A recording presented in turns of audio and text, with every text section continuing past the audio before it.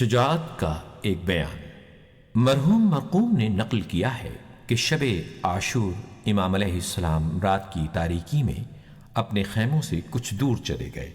نافع بن ہلال جو حضرت امام حسین علیہ السلام کے اصحاب میں سے تھے، امام علیہ السلام کے پاس تشریف لائے اور خیموں سے دور آنے کا سبب دریافت کیا اور یہ بھی کہا کہ اے فرزند رسول صلی اللہ علیہ وآلہ وسلم، آپ کو یوں اس سرکش شخص کے لشکر کے قریب دیکھ کر میں پریشان اور وحشت زدہ ہو گیا۔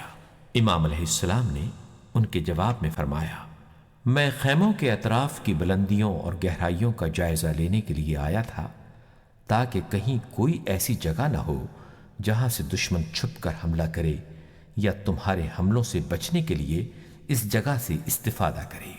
پھر امام علیہ السلام نے نافع کا ہاتھ اپنے ہاتھ میں لے کر فرمایا، آج ہی کی رات کا وعدہ ہے، خدا کی قسم اس وعدے کو ضرور پورا ہونا ہے۔ اس کے بعد امام علیہ السلام نے چاند کی روشنی میں نظر آنے والی پہاڑیاں نافع کو دکھائیں اور فرمایا، کیا تم یہ نہیں چاہتے کہ رات کی اس تاریکی میں ان پہاڑیوں کے درمیان چھپ کر اپنی جان بچا لو؟ نافع بن ہلال امام علیہ السلام کے قدموں میں گر پڑے اور عرض کیا، میری ماں میری موت کا ماتم کرے، میں نے یہ تلوار 1000 درہم میں خریدی ہے اور یہ گھوڑا بھی 1000 درہم میں خریدا ہے۔ اس خدا کی قسم جس نے آپ علیہ السلام کی محبت عنایت کر کے مجھ پر احسان کیا، جب تک اس تلوار کی دھار باقی ہے اور جب تک یہ گھوڑا تھکن سے چور نہیں ہو جاتا، میں آپ علیہ السلام کے ساتھ رہوں گا۔ مکرم نافع بن ہلال سے نقل کرتے ہیں، امام علیہ السلام اطراف کے علاقے کا جائزہ لینے کے بعد خیموں کی طرف واپس آئے اور جناب زینب سلام اللہ علیہا کے خیمے میں داخل ہو گئے۔ میں خیمے کے باہر پہرا دینے لگا۔ زینب کبریٰ سلام اللہ علیہا نے عرض کیا، اے بھائی، کیا آپ نے اپنے اصحاب کا امتحان لے لیا ہے؟ کیا ان کی نیت اور استقامت کو جانچ لیا ہے؟ ایسا نہ ہو کہ سختی پڑنے پر یہ آپ سے دستکش ہو جائیں اور آپ کو دشمنوں کے درمیان تنہا چھوڑ دیں۔ امام علیہ السلام نے جواب دیا، خدا کی قسم میں نے انہیں آزما لیا ہے، یہ سب شجاع اور ثابت قدم ہیں، یہ لوگ میرے ہمراہ مارے جانے کے ایسے ہی مشتاق ہیں جیسے کوئی بچہ اپنی ماں کے دودھ کا مشتاق ہوتا ہے۔ نافع کہتے ہیں، میں نے جب یہ سوال اور اس کا جواب سنا تو شدت گریہ سے میرا دل بھر آیا۔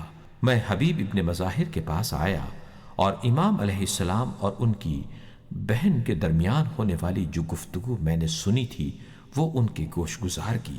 حبیب ابن مظاہر بولے، خدا کی قسم اگر امام علیہ السلام کے حکم کا انتظار نہ ہوتا تو آج ہی رات دشمن پر حملہ کر دیتے۔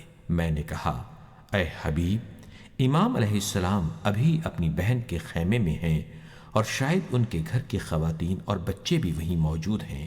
بہتر ہے کہ آپ کچھ لوگوں کے ساتھ ان کے خیمے کے نزدیک جائیے اور ایک بار پھر اپنی وفاداری کا اعلان کیجیے تاکہ خواتین کو مزید تسلی ہو جائے۔ حبیب ابن مظاہر نے آواز دے کر خیموں میں موجود امام علیہ السلام کے اصحاب کو بلایا۔ تمام اصحاب اپنے خیموں سے نکل کر باہر جمع ہو گئے۔ حبیب نے بنی ہاشم کے افراد سے درخواست کی کہ وہ اپنے اپنے خیموں میں واپس چلے جائیں اور اپنی عبادت میں مشغول رہیں اور استراحت کریں۔ پھر بقیہ سب اصحاب کو نافع کی بات بتائی۔ سب نے جواب دیا، اس خدا کی قسم جس نے ہمیں یہ عزت بخشی اور ہمیں اس اعزاز سے نوازا، اگر ہم امام کے حکم کے منتظر نہ ہوتے تو ابھی اسی وقت اپنی تلواریں اٹھا کر دشمن پر ٹوٹ پڑتے۔ اے حبیب، آپ ہمارے بارے میں مطمئن رہیے۔ حبیب نے انہیں دعا دی اور تجویز پیش کی کہ ہم سب ایک ساتھ اہل حرم کے خیموں کے پاس جا کر حبیب نے انہیں دعا دی اور تجویز پیش کی کہ ہم سب ایک ساتھ اہل حرم کے خیموں کے پاس جا کے انہیں اطمینان دلاتے ہیں۔